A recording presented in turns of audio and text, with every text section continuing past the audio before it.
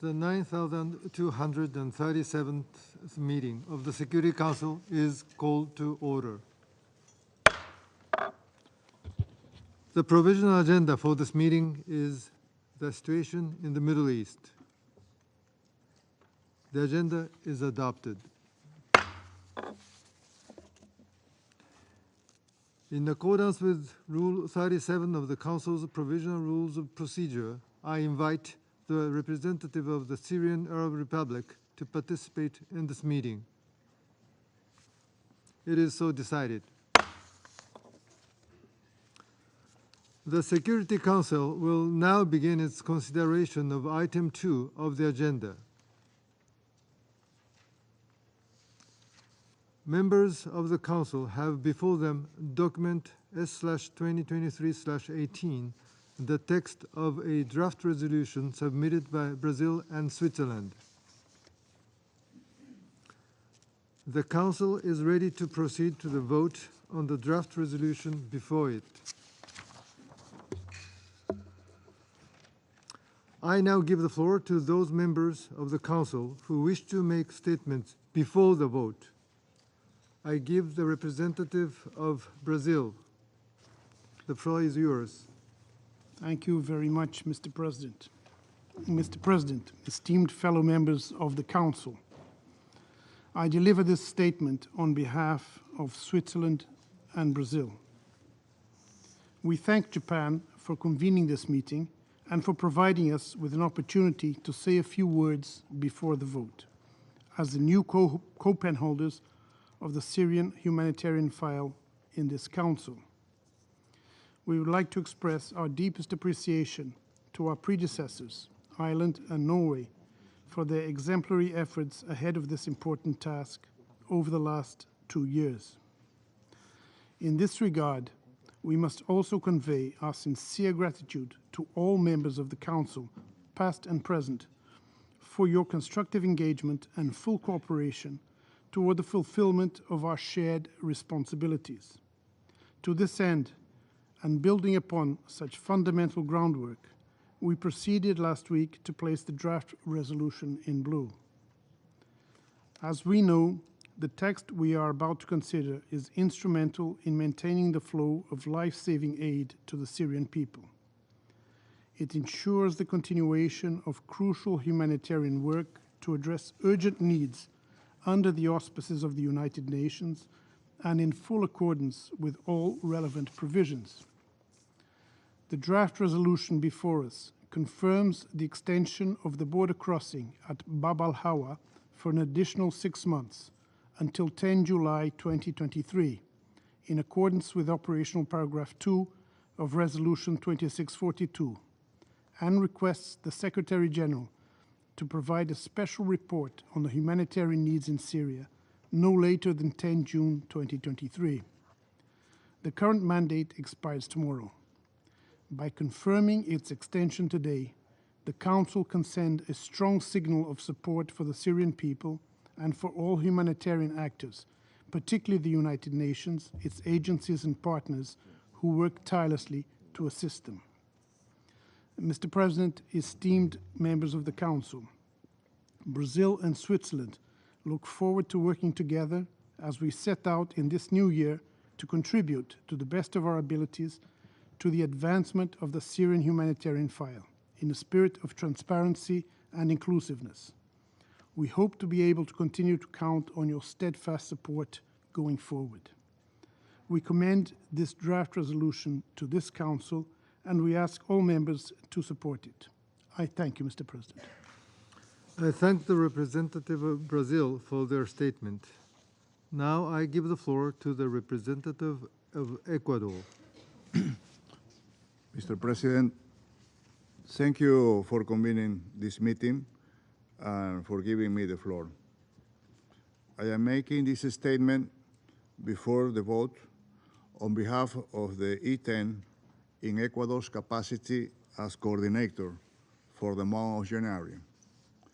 We remain concerned by the deterioration humanitarian situation in Syria, and we believe that rapid, unimpeded and sustainable humanitarian access is needed. The needs of the affected population have to be at the center of our work. The E10 reiterates its appreciation for the manner in which in July 2022 delegations rallied to adopt Resolution 2642 and work together to achieve a compromise text. Today, we are here to confirm an additional 6 months extension as required in the second operative paragraph of the same resolution. It allows, Mr. President, for the much needed delivery of humanitarian assistance to be continued under close coordination and monitoring of the United Nations and in line with humanitarian principles of independence, impartiality, neutrality, and humanity. We appreciate the role played by the campaign holder, Ireland and Norway, in the last 2 years, and have full confidence in Brazil and Switzerland as the new pen holders on the Syria humanitarian file. The E10 looks forward to the full and effective implementation of the resolution, including the cross-border mechanism to address the dire and urgent needs of the Syrian people, and reiterates the need for the Council to also take into account the necessity of more certainty and predictability for the humanitarian organizations. I reiterate that the E10's commitment remains to address the humanitarian needs of the Syrian people. Thank you. I thank the representative of Ecuador for their statement. I shall put the draft resolution to the vote now. Will those in favor of the draft resolution contained in document S/2023/18 please raise their hand?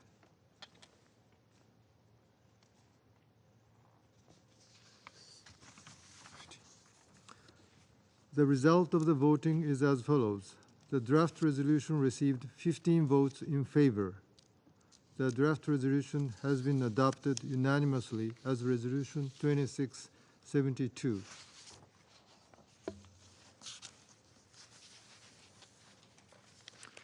I now give the floor to those members of the Council who wish to make statements after the vote. I give the floor to the representative of Switzerland. Thank you very much, Mr. President. I deliver this statement on behalf of Brazil and Switzerland as co-pen holders of the Syrian humanitarian file. We welcome today's unanimous adoption by the Security Council of Resolution 2672, confirming the continuation of the mandate for the humanitarian cross-border mechanisms into northwest Syria. It comes at a time when the 4.1 million people in need of assistance in northwest Syria are facing harsh winter conditions. Let me therefore warmly thank all the Council members for their support.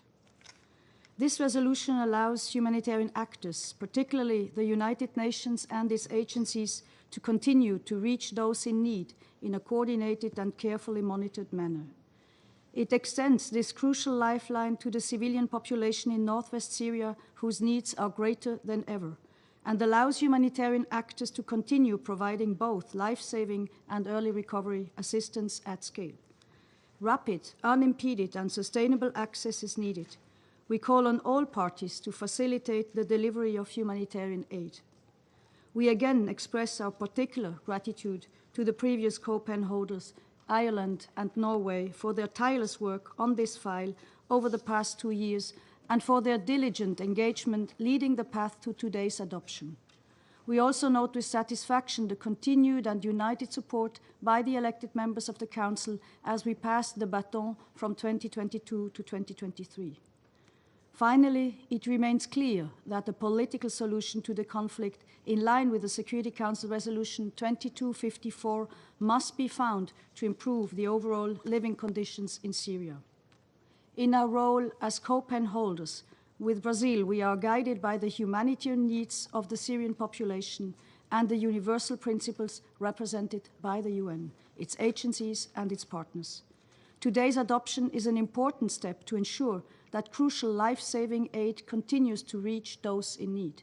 We will work in the spirit of shared responsibility with all Council members and engage with partners on the ground towards that objective in the future. Thank you, Mr. President. I thank the representative of Switzerland for their statement. Now I give the floor to the representative of United Arab Emirates. Mr. President,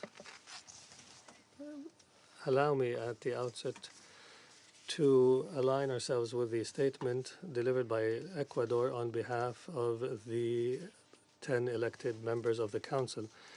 My delegation also welcomes the adoption of the resolution for the cross-border mechanism for an extra 6 months unanimously. We also thank the co-pen holders of the Syrian humanitarian file for their tireless efforts to adopt the resolution without delay.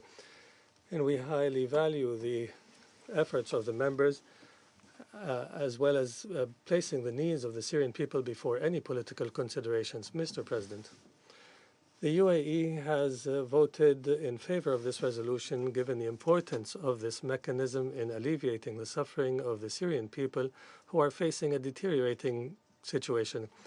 The mechanism has witnessed many changes in the past years, and there is still room to work on improving the mechanism to better respond to the current conditions on the ground.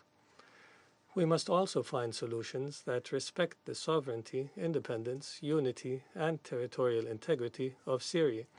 This includes increasing the volume and scale of cross-line aid operations and early recovery projects in accordance with Resolution 2642 and the resolution adopted today, and particularly the provision of electricity to Syrians as an indispensable basic humanitarian need.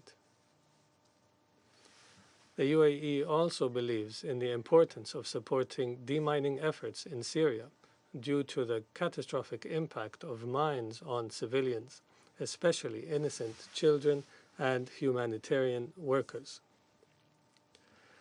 We will focus on this issue during the upcoming discussions on the mechanism in July and will coordinate closely with Syria's humanitarian co-pen holders and the Council members. In conclusion, we hope the Council's unity today will prevail in all tracks relating to the Syrian crisis that meets the expectations and aspirations of the Syrian people. Thank you, Mr. President. I thank the representative of United Arab Emirates for their statement. I now give the floor to the representative of United Kingdom. Thank you, President. The United Kingdom welcomes the confirmation of the UN's cross-border mandate, which will continue to provide life-saving assistance to those in need in northwest Syria. We also strongly welcome the unity of Council members in their clear support for this humanitarian lifeline. And we thank Switzerland and Brazil and Ireland and Norway for their leadership. 4.1 million Syrians rely on the food, medical supplies, and other humanitarian products that the mechanism provides. For now, they can breathe a sigh of relief in the knowledge that this support will continue. But we must ensure that we provide more certainty to them and to those UN and NGO workers who serve them. The humanitarian community consistently warns that shorter mandates result in a perpetual cycle of contingency planning, which limits the capacity to help those in need. The Secretary-General has been clear. The humanitarian imperative demands a 12-month mandate. Let that humanitarian call be the guiding principle of our future discussions. We're pleased that today the Council has played its role in supporting the Syrian people, but the people of Syria deserve more. a genuine political process in line with Security Council Resolution 2254 is the only sustainable means of ending the suffering for the people of Syria. Thank you. I thank the representative of United Kingdom for their statement. I now give the floor to the representative of United States. Thank you, Mr. President. And as this is my first meeting of the Council this year, I would like to welcome Japan as President and also welcome all of the new members of the Council. The United States welcomes the unanimous adoption of this resolution on the cross-border humanitarian assistance delivery mechanism. We applaud Brazil and Switzerland, as well as Ireland and Norway, for their persistent efforts to make this possible. I also want to extend my heartfelt thanks to the UN officials and aid workers for all they do, day in and day out, to fully implement this resolution and address the dire needs on the ground. Today, in extending the cross-border mechanism, we have ensured that food, water, shelter, and other critical humanitarian assistance will continue to reach the Syrian people. We have ensured that shipments of medical equipment and treatments will not be cut off from a country facing a horrific cholera outbreak. And we have ensured that the humanitarian workers I met with during my 2 trips to the Bab al-Hawa border crossing will continue to do their heroic work. Today's vote allows the Syrian people to breathe a sigh of relief. But while this lifeline will continue to operate, so much more could have been done, and so much more still needs to be done. Colleagues, in July of last year, this Council was unable to extend this mandate for a straightforward 12 months. As a result, it has been harder and more costly for aid workers to procure, hire, and plan. And it has hindered the selection and implementation of early recovery projects, which some critics of this mechanism claim to want. A 12-month extension is needed for the UN, and it is needed for our humanitarian partners and for recipients. So while it is important that this Council came together today, let's be honest with ourselves. This resolution represents the bare minimum. In fact, renewing this resolution should never have been a subject of debate. The debate we need to have is how to strengthen the mechanism to reach more people with more assistance. In the coming months, we must show the Syrian people that we will continue to put their humanity first, that we will do everything in our power to increase predictable access to those in need. Because right now, needs across all of Syria, from the northwest to the northeast in all 14 governorates of Syria, are greater than they've ever been. The UN has stated that 15.3 million people will need assistance in 2023. That's a 5% increase from last year. The vast majority of those in need are women and children. If we're going to meet this moment, we must back up our words with action, and more specifically, with adequate funding. And that's why we have long called on the international community to provide generous support to the Syrian humanitarian appeal for the Syrian people. Yet the UN response plans for vulnerable people inside Syria and Syrian refugees in their host communities are badly underfunded. We encourage those countries that criticize this lack of funding to step up and help ease the suffering of the Syrian people. For our part, the United States is proud to be the leading donor to both response plans. Even as humanitarian needs around the world have spiked, our commitment to the Syrian people is unwavering.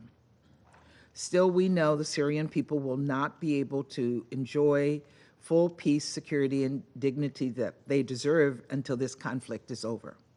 And to that end, we call for an immediate nationwide ceasefire and meaningful engagement in an inclusive political process in line with Security Council Resolution 2254. The United States will not support Assad regime-led reconstruction until there is lasting progress on a political solution to the conflict. We once again urge the Assad regime to do what is necessary after so many years and after so much violence to end this brutal war and work toward a just and sustainable peace. Thank you, Mr. President. I thank the representative of the United States for their statement. I now give the floor to the representative of France. Mr. President, the renewal of the cross-border humanitarian mechanism was indispensable because this remains a vital issue for millions of Syrians. I welcome the efforts of Ireland and Norway, as well as Brazil and Switzerland, to bring about a renewal of 2642, and France favors the consensus. Nevertheless, the humanitarian actors could have used 12 months and an opening up of a second border point in order to ensure a more satisfactory delivery of humanitarian aid to the population, guaranteeing unhindered access for effective aid to the population. The needs in Syria remain immense and the situation continues to worsen. This Council must face up to its responsibilities. France remains mobilized. Our position is that of our European partners. It's very clear. We will continue our support according to the needs of the Syrian population. We would also recall that any development in France's position and the EU position with regard to normalization, reconstruction and lifting of sanctions depends upon the commitment of the regime to a credible and inclusive political process in accordance with Resolution 2254 adopted unanimously by this Council. Thank you. I thank the representative of France for their statement. Now I give the floor to the representative of China. Mr. President, China voted in favor of the draft resolution of the Security Council on extending the authorization for cross-border humanitarian assistance to Syria. We welcome the efforts thereon by Brazil and Switzerland as co-pen holders, as well as the previous efforts by Norway and Ireland. At the same time, we hope that the Security Council and the relevant UN agencies will seize the opportunity of the extension to comprehensively sum up the experience and shortcomings in the implementation of the resolution in the past 6 months, so as to ensure its full and effective implementation in the future and make greater contributions to continuously improving the humanitarian situation of all Syrians. First, the sovereignty of Syria and the ownership of the Syrian government must be fully respected. Cross-border assistance is a temporary arrangement made under special circumstances and should ultimately transition in an orderly manner to cross-line assistance so that the latter will become the main channel for humanitarian assistance to Syria. To this end, the frequency and the size of convoys of cross-line assistance in northwest Syria must be significantly increased, and cross-line assistance to the Rukban refugee camp should resume as early as possible. All parties should ensure adequate supplies and funding for cross-line assistance. Step up coordination with all relevant parties, in particular the parties in de facto control of northwest Syria, so as to effectively improve the access environment for cross-line assistance. Second, vigorous efforts must be made for quality and efficiency gains in early recovery projects. At present, the overall funding for early recovery projects needs to be improved. Early recovery projects in different sectors are seeing mixed progress, and there are major differences in project implementation among different regions. China urges all donors to put the well-being of all Syrians first and promptly and properly resolve the aforementioned problems. The removal of explosive remnants of war is important to restoring the normal work and life of the Syrian people and should be included in the scope of early recovery as early as possible.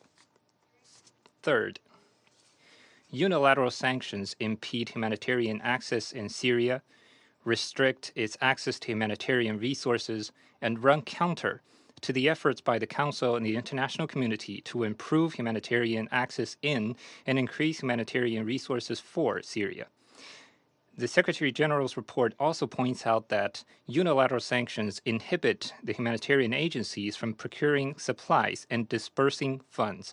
China once again urges the relevant countries to immediately and fully lift the unilateral sanctions on Syria. Thank you, Mr. President. I thank the representative of China for their statement. Now I give the floor to the representative of Russia.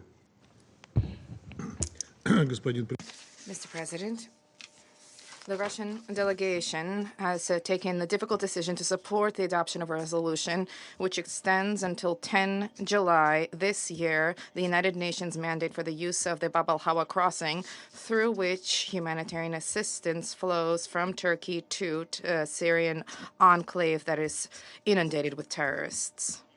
This, however, should not be viewed as a change in our principled position on the cross-border mechanism. There is no need to say that, as it currently stands, the resolution fails to reflect the aspirations of the Syrian people, who expect from the Security Council, in addition to effective humanitarian efforts, respect for Syria's territorial integrity and its sovereignty, not in words, but in deed.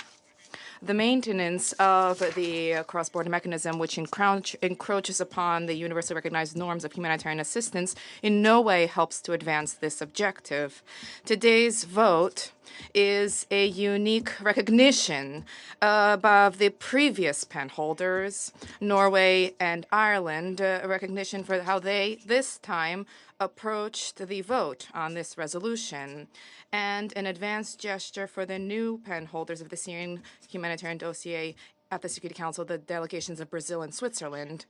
We trust that they will justify this and that they will demonstrate a genuinely apolitical and objective approach to addressing the thorny issues that have arisen and continue to be compounded in Syria. To that end, there are 6 months and useful mechanisms, including 3 rounds of the informal interactive dialogue and the report of the UN country team in Syria on the adverse impact of the illegitimate unilateral sanctions, which needs to be submitted to the Security Council in full.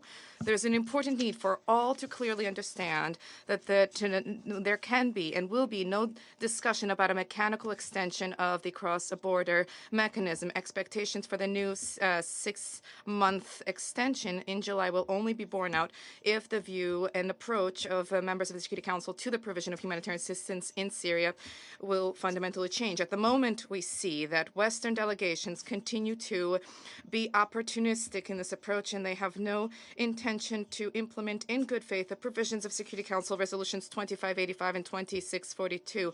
They were not concerned about, and they are still not concerned about, the needs of ordinary citizens. All that Western colleagues are concerned about is maintenance of the cross-border mechanism as a tool for leverage and political pressure being exerted in Damascus, as well as supporting international Hayat Tahrir al-Sham terrorists who continue to capitalize on deliveries across this mechanism. Instead of providing a frank assessment about this mechanism, instead of working to improve it, our Western colleagues at the Security Council are focusing efforts on inflating the myth that deliveries through the cross-border mechanism allegedly cannot be supplanted by cross-line deliveries, which do not violate the sovereignty and territorial integrity of Syria. To this end, Western delegations, unfortunately, alongside UN agency representatives who do their bidding, do everything possible to create a smokescreen around the real statistics related to humanitarian assistance. Members of the Council were able to observe these diversionary tactics and maneuvers during 3 rounds of informal interactive dialogue. However, this even did not help to conceal the fact that in the implementation of early recovery projects in Syria, there are grave geographical imbalances observed. The facts speak for themselves. Half of the funds enter Idlib. Only 35% of the funds reach territories where the majority of the Syrian population resides. This is a stark example of the politicized approach of Western states to the issue of humanitarian assistance. Western delegations extol, including today, have been extolling their efforts on the delivery of humanitarian assistance to Syria, and they are assiduously sidestepping another exceedingly inconvenient issue, that is their criminal unilateral sanctions, which adversely impact ordinary Syrians. These specific sanctions are the main factor behind the deteriorating humanitarian situation in Syria. Essentially, Western countries are knowingly worsening the situation, striving to maximally deter the process of normalizing the situation in the country, to discredit efforts of its legitimate government. In the same vein, there have been attempts by the U.S. and allies to create artificial obstacles for the return to Syria of refugees from neighboring countries, due to fears that in the event of large-scale return of its compatriots, the Syrian government will gain political dividends. We believe that it's dirty political games around Syria. They need to end, and this is not just our position, it is the will of the Syrian people. In other words, we are in favor of humanitarian assistance being delivered to all Syrians without double standards, discrimination, and for this to be done in an act of good faith, without politicization, as well as without parallel, unilateral, asphyxiating measures which invalidate any humanitarian assistance. We very much wish to hope that this seemingly straightforward clear objective will be addressed by us and achieved by July. We urge our colleagues not to lose time and to cast aside the mantra about the alleged lack of alternative to the cross-border mechanism, which hinges solely on this unwillingness to abandon this mechanism. Thank you. I thank the representative of Russia for their statement. I shall now make a statement in my capacity as a representative of Japan. Japan welcomed the adoption of the Security Council resolution renewing the cross-border aid mechanism for another 6 months. We especially thank the tireless efforts of Norway and Ireland as former co-pen holders and Brazil and Switzerland as current co-pen holders to pave the way for this important decision. E10 unity remains crucial on this issue, and we stand behind this resolution. As a result of prolonged conflict surrounded by a complex political landscape in Syria and beyond, humanitarian needs in Syria have reached record levels. Based on the special report of the Secretary General, an estimated 15.3 million people across Syria this year will desperately rely on life-saving assistance, such as food, water, shelter, education, and vital medical supplies. We acknowledge the different views among the Council members on the effectiveness of each aid modality in Syria. However, at this moment, the existing cross-border operation through Bab al-Hawa crossing remains the most effective option, provides a satisfactory level of transparency, and meets the basic needs of Syrian people, including women and children in the Northwest, at both scale and scope, as indicated by the Secretary General's assessment.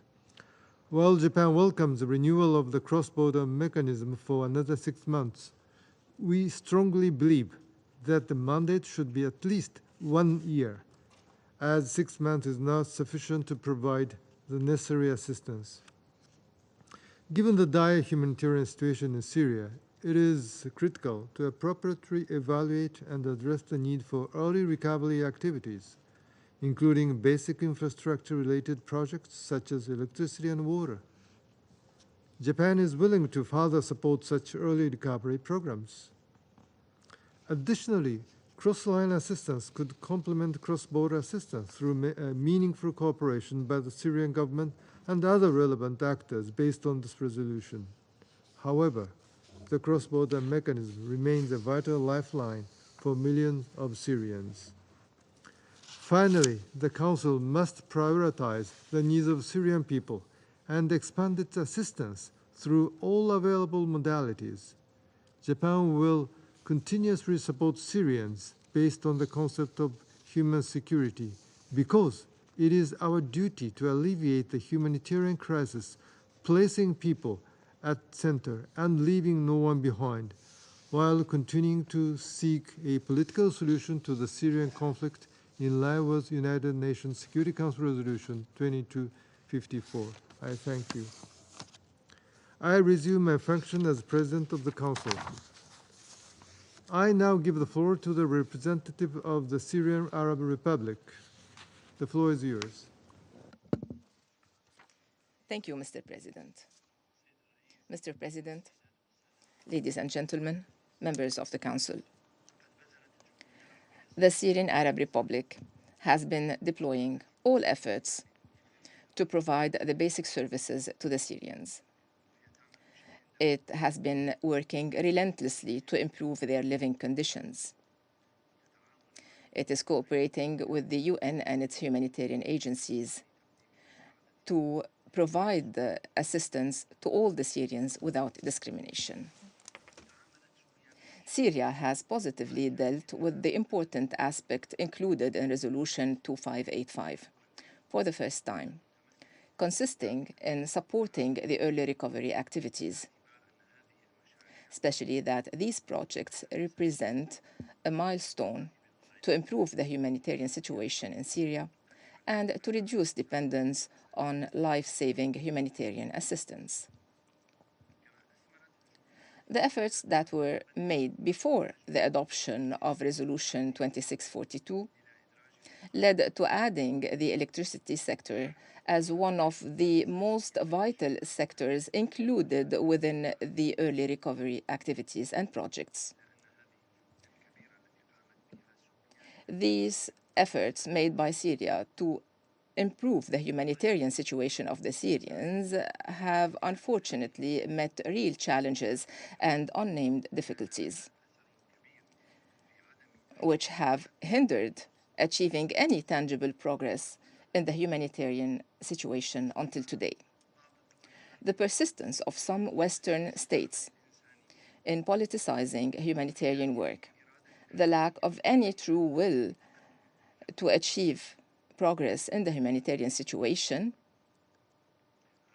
as reflected in their failure to deliver on their pledges to fund the humanitarian response plan, and their persistence in imposing unilateral coercive measures, illegitimate unilateral coercive measures on the Syrian people, have aggravated the suffering of the Syrians and hindered the achievement of the goals which we had hoped to achieve under the above-mentioned resolutions. President, while the Security Council was examining the extension of Resolution 2642, the Syrian Arab Republic was keen on briefing the Council and providing its assessment to what has been achieved during the past year and a half, mentioning what we would like to add in the text of any new resolution in line with the following. First, we reaffirm that providing electricity and energy for the basic services, implementing renewable energy projects to support the electricity sector, in addition to other vital sectors within the early recovery projects, and especially supporting field work in demining and the removal of exploded remnants, is greatly important to save the lives of civilians. Second, increasing the share of early recovery projects in the frame of the humanitarian response plan and expanding these projects quantitatively and qualitatively. Third, supporting efforts aiming at providing basic services to guarantee the dignified, safe, and voluntary return of the refugees and providing support to those who return inside Syria. Fourth, mentioning the negative repercussions of the unilateral coercive measures on humanitarian work in Syria and on the efforts of the UN and its agencies in this regard. As mentioned in the Secretary General's report submitted under Resolution 2642 and contained in document S/2022/933. Fifth, calling upon donors to live up to their commitments and fund the humanitarian response plan in Syria, as mentioned also in the Secretary General's report. Especially that funding that plan did not reach 50% until the end of last year. Six, focusing on enhancing the delivery assistance from inside Syria in order to achieve real progress in this regard, taking into account that assistance delivery from inside Syria is in line with the guidelines of humanitarian work, especially the respect of Syria's sovereignty, independence, and territorial integrity. Mr. President, ladies and gentlemen, in conclusion, my delegation reaffirms that improving the humanitarian situation in Syria requires a continuous development and improvement. Therefore, the technical extension of Resolution 2642 cannot be the adequate track to support this process. Therefore, Syria reaffirms that it will continue assessing the implementation of this resolution through the informal interactive dialogue that will be held by the Security Council to take stock of the progress achieved between now and the end of the mandate on the 10th of July. Syria remains ready to work with the Security Council member states, and especially the two penholders, to guarantee that any resolution adopted in the future by the Council in this regard will answer the aspirations of the Syrians and their humanitarian needs, while fully respecting Syria's independence, sovereignty, and territorial integrity. Thank you, Mr. President.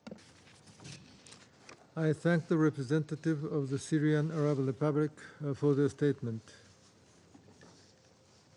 There are no more names inscribed on the list of speakers. The meeting is adjourned.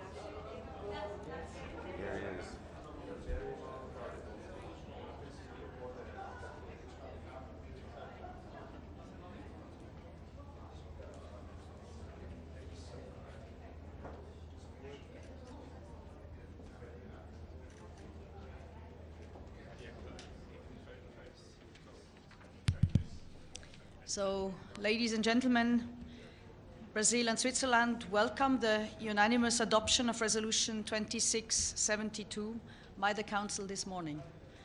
This decision extends the authorization for the UN-led cross-border humanitarian aid operation into Syria. Today, the Security Council stood united behind the imperative to address humanitarian needs in Syria. It has responded to the UN agencies and their partners and to their consistent appeal to the international community to keep the cross-border mechanism operational. This is particularly urgent in the midst of harsh winter conditions and an evolving cholera outbreak.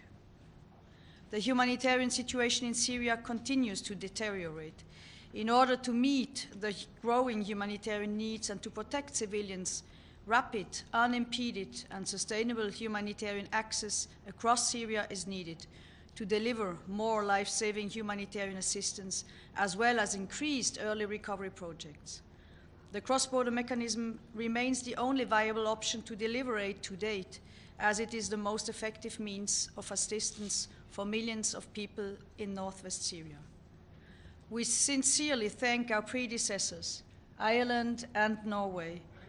Their persistent engagement as co-pen holders over the past months and up to the very last days of 2022 have guided the Council on a steady path to this adoption.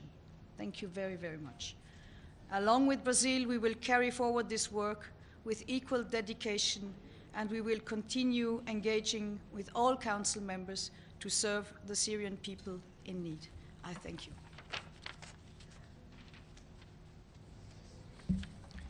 Good morning to all. And along with Switzerland, Brazil reiterates its thanks to all members of the Council for their constructive engagement and sense of duty in working with us toward the adoption of such a crucial resolution for the Syrian humanitarian file. We also thank the previous co-pen holders, Ireland and Norway, for their tireless dedication and effective leadership over the past 2 years.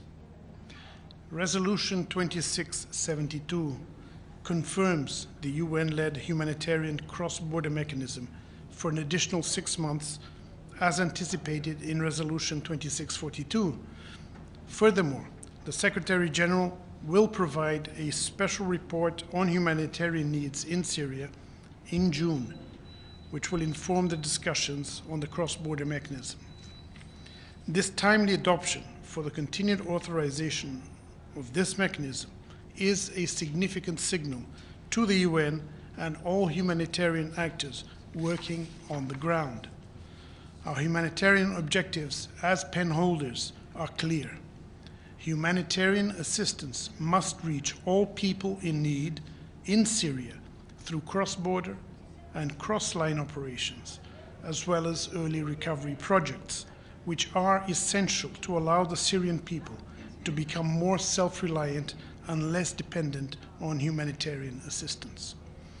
We look forward to a productive year ahead, which now begins with the maintenance of life-saving humanitarian aid to the Syrian people, including through the cross-border mechanism. I thank you, and we will not be taking questions on the Syrian humanitarian file. Ambassador,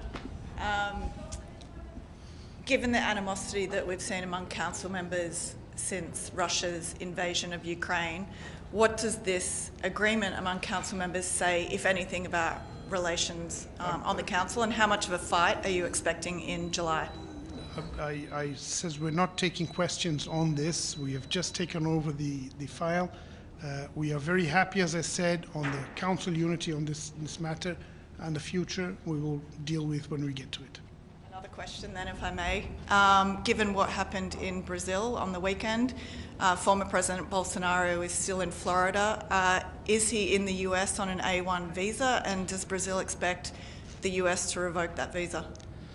I would be guessing if I told you exactly what visa he's under. I have not dealt with his visa situation here at the UN.